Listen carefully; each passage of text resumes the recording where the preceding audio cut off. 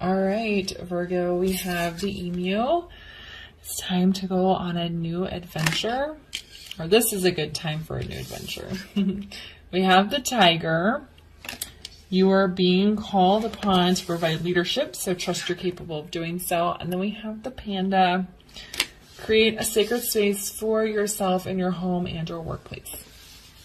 It's interesting to me because I just did the Virgo reading. I used a different deck, but the temple card came up right here, which is also talking about sacred space. So if you have a lot of earth in your chart, or if you have Taurus somewhere in your chart, you maybe want to check the reading out, because I am getting a very similar vibe here, especially with the card with the same phrasing, same energy landing in the same spot. Anyway, so what I'm feeling here with the tiger and the emu is that it is time for you to take control and leadership of your own life. And I think for a lot of you, that is going to be going on these new adventures. It doesn't have to be a literal adventure, though. You could decide to like sell your house and all your stuff and go traveling for a year.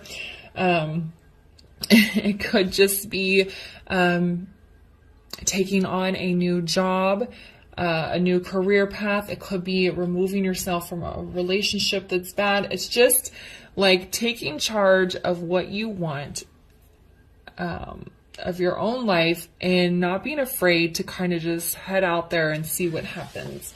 Okay. And you're going to do that by connecting with source here with this panda.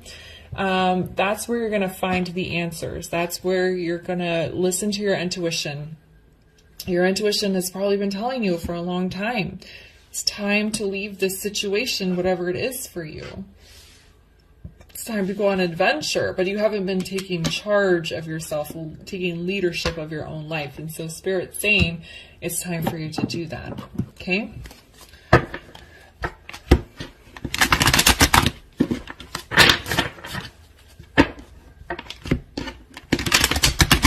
All right, so let's get some tarot here and find out what else. Let's build on this for Virgo. What other energies are coming in for Virgo this month?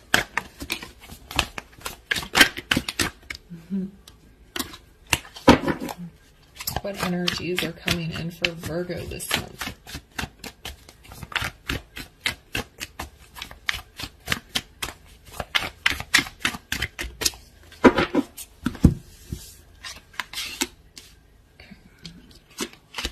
Yeah. All right, so we have Seven of Pentacles. We have the Seven of Swords. And then we have the Nine of Swords and the reverse. Lots of air energy for you guys. All right, so the Seven of Pentacles is this, what are you waiting on energy? I feel like your intuition has been calling you to do something for a while, and you're kind of like, I should wait and see. Maybe now's not the right time. Maybe, I want to see how it works out for somebody else before I take the risk. And there's just kind of like this, like, wait and see kind of energy happening here. But the emu is saying it's time to, this time is now. So it's like, kind of, what are you waiting for here? And the Seven of Swords, particularly landing underneath this tiger energy of taking leadership, is kind of this self-deprecation energy. I don't know if it's going to work out. I don't know if I can handle it. It's too big of a change. It's kind of like lying to yourself and telling yourself that, it's like talking yourself out of doing something. But if you look here, this Nine of Swords is in the reverse with this panda, the sacred space, the going within, listening to your intuition. And once you do that and you kind of surrender to what Spirit has been telling you, this anxiety is just going to fall away. And you're going to feel a big sense of relief here. And you'll be able to take charge of yourself. You won't be in this lying and waiting energy. It's interesting, there's two sevens here. I can't remember what sevens mean.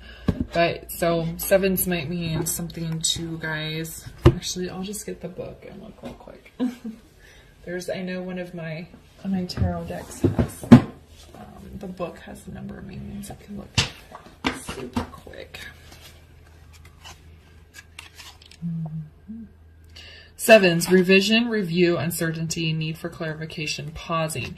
So yeah, it's like you've been in this paused energy. You have been thinking about your life, revision. You're like, I can see the changes I need to make. I know I should do it, but I'm kind of scared.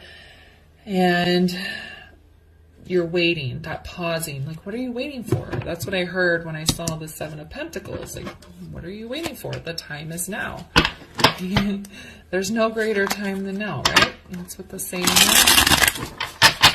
All right, so let's find out why the 7 of Pentacles is here. Okay, yeah, so we have the Magician.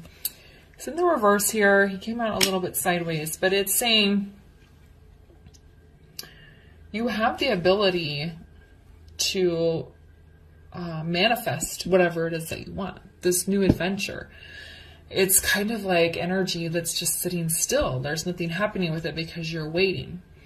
Why are you waiting to manifest this? What is getting in the way of this new adventure? What's the hesitation? What is the fear? And that's why you go into temple, this temple, that's the card that was here. That's why you go into this sacred space and you figure out, what is holding me back? Why do I not trust myself? Why do I not feel strong enough? Okay, why am I waiting? This kind of goes more with this card, but why am I waiting to manifest this? What is this fear? These lies I'm telling myself. Why am I doubting myself so much? And why is the 7 of Swords here? Okay. Yeah, the 7 of Cups. Oh, there's another card stuck to it with the Page of Swords in the reverse. 7 of Cups. Oh, that's so funny. Another 7. So it's like you're overthinking this. Okay, of course you want to weigh your options, and if you're going to make a big decision, you want to make it kind of carefully, but you don't want to be thinking so much that you get into the 7 of Swords energy where you're lying to yourself or start doubting yourself, or kind of that imposter syndrome of, I probably can't handle this change. That's what's going to hold you back. So you don't want to sit in the 7 of Cups daydreaming, sorting it out, weighing options energy for too long. The Page of Swords in the upright can be like collecting information, like trying to figure something out. And I think with it being in the reverse is like, you don't have to know everything. You don't need to know all the details.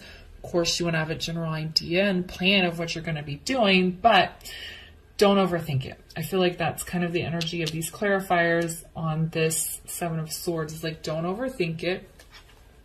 Make your plan. Don't have doubts. But you don't need to overthink it. And why is the 9 of Swords in the reverse here?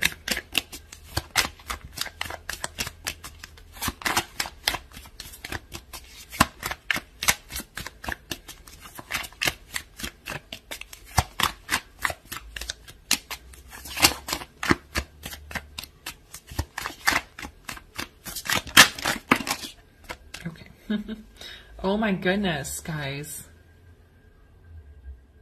Okay, so normally I would not take this many clarifiers, but oh my gosh. All right. We have the 5 of Swords in the reverse. We have the 10 of Swords in the reverse, and then we have the 6 of Swords. So many swords.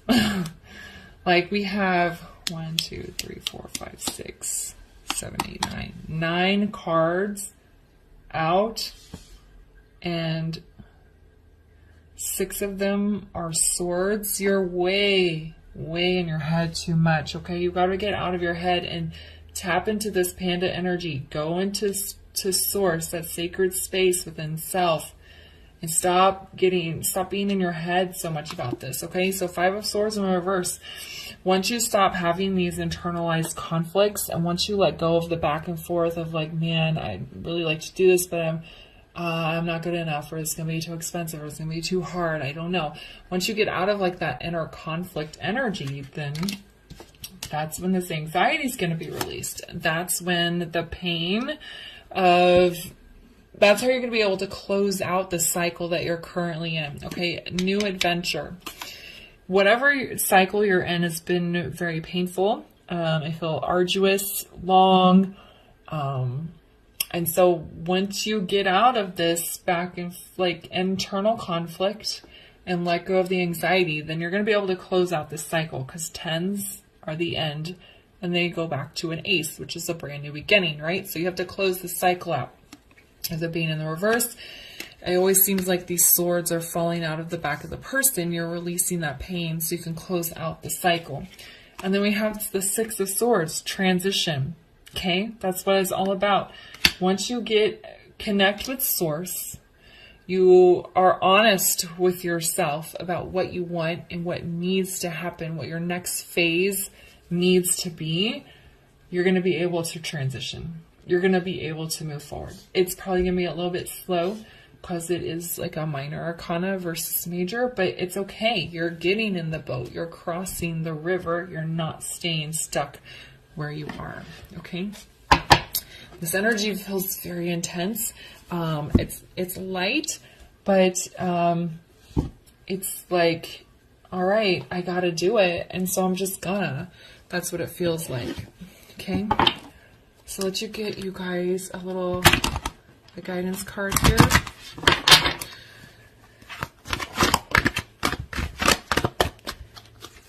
Can we get a guidance card for Virgo, please?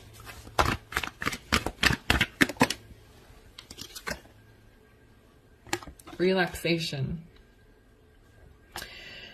When you're in 5 of Swords, 9 of Swords, 10 of Swords, 7 of Pentacles, 7 of Cups, 7 of Swords energy, your energy is very intense, okay?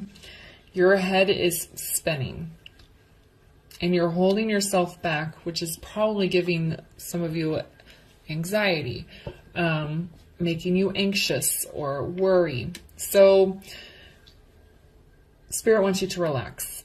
Spirit wants you to release all this Swords energy. Go into your sacred space.